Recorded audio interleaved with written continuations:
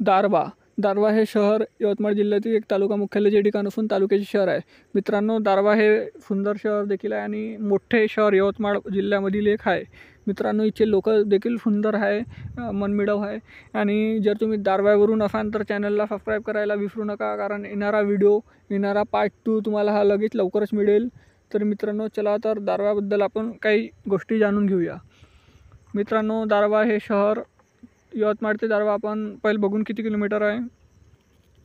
हे आहे 43 किलोमीटर 56 मिनटाचा रस्ता आहे. मित्रांनो, हे तुम्ही दारव्ह्याचं बघू शकता निसर्गरम्य दृश्य. हे दारव्ह्याचं मंदिर, हे दारव्ह्याचे चौक बघू शकता. मित्रांनो, हे दारव्ह्याचं कृषी उत्पन्न बाजार समितीचं गोडाऊन बघू शकता. मित्रांनो,